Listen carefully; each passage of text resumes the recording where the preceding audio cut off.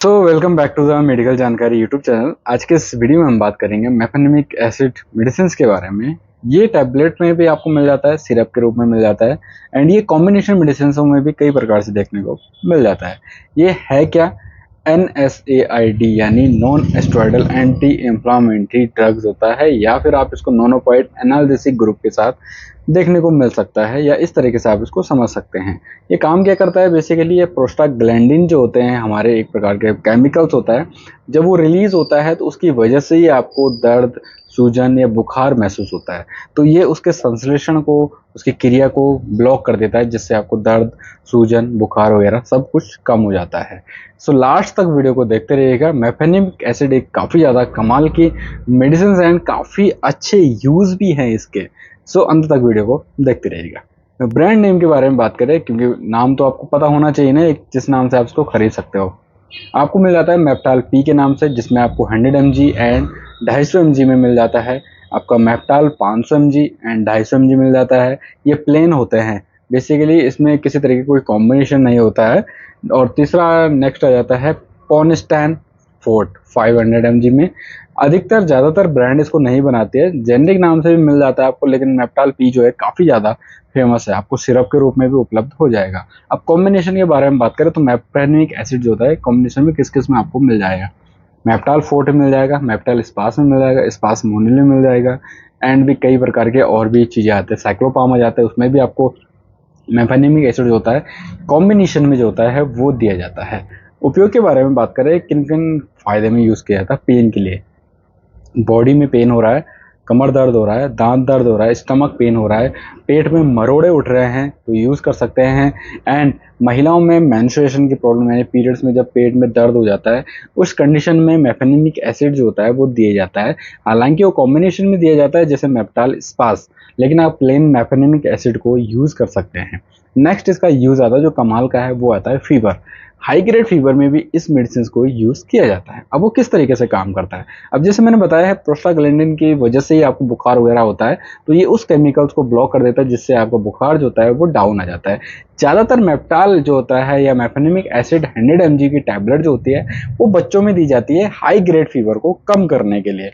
अगर आपका बुखार जो होता है पैरासीटामोल के दवाई से नहीं उतर रहा है, तो सेकेंडली ऑप्शन है आपके पास कि आप मेप्टाल पी मेडिसिन का यूज़ कर सकते हैं या मेफेनेमिक एसिड का यूज़ कर सकते हैं। इसका असर केवल जो होता है 4 घंटे तक कवर करता है। फर्स्ट चॉइस हमेशा बुखार के लिए बच्चों में या बड़ों में हो, हमेशा पैरासीटामोल का ही रहेगा। ये सेकेंडली चॉइस है। अगर किसी बच्चे का बुखार बहुत ज़्यादा तेज आ रहा है, डाउन नहीं हो रहा है, तो आप मेफेनेमिक एसिड टैबलेट्स को या सिरप को यूज़ करवा सकते हैं। साथ ही साथ ये मसल्स पेन के लिए काम करता है। रोमेटाइड अर्थराइटिस हो गया, ऑस्टियो अर्थराइटिस हो गया, बॉडी पेन हो गया, जॉइंट्स पेन हो गया, तो इन प्रकार की कंडीशनों में यूज़ किया जाता है। लेकिन ज़्यादातर इसको यूज़ किया जाता है आपके बच्चे के लिए हाई ग्रेड फीवर को कम करने के लिए एंड या फिर महिलाओं के पीरियड्स के पेट को कम करने के लिए या दर्द को कम करने में इसका यूज़ किया जाता है। डोजेस के बारे में देखिए, मुख्यतः इसकी डोज होती है SOS होती है, ज़रूरत पड़ने पे ही दी जाती है। अगर किसी बच्चे का बुखार जो होता है पैरासीटामोल दवाई से नहीं उतर रहा है, तो अब मेप्टाल पी की टैबलेट या सिरप जो होता है वो दिया जाता है। कॉमनली डोज क्या होता है, बेसिकली 4 mg प्रति kg के हिसाब से बच्चों को जो होता है वो दिया जाता है। यानी अगर 10 किलो का बच्चा होगा तो 40 mg जो होता है वो दिया जा सकता है। यानी आप दिन में 2 बार भी इसको ईजिली कर सकते हैं।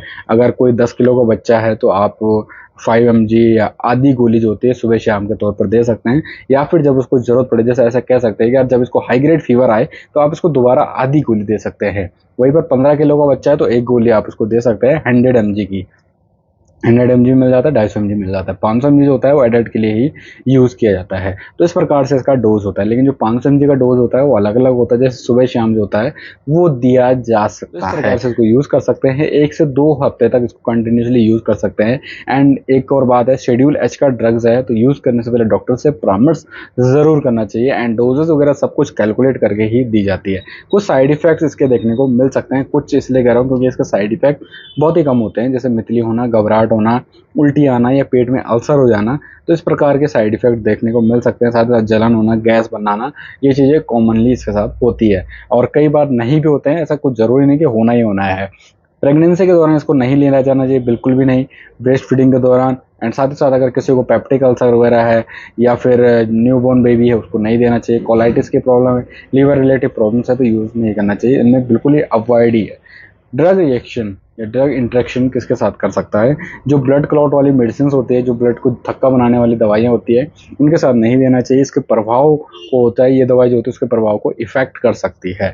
तो इस प्रकार से जो होता है मेफेनेमिक एसिड का यूज़ किया जाता है, ये इसके साइड इफेक्ट होता है, ये इसके डोज होते हैं। कहीं भी अगर कोई डाउट रह गया हो तो कमेंट्स बॉक्स में आप हमें ज़रूर बताइएगा।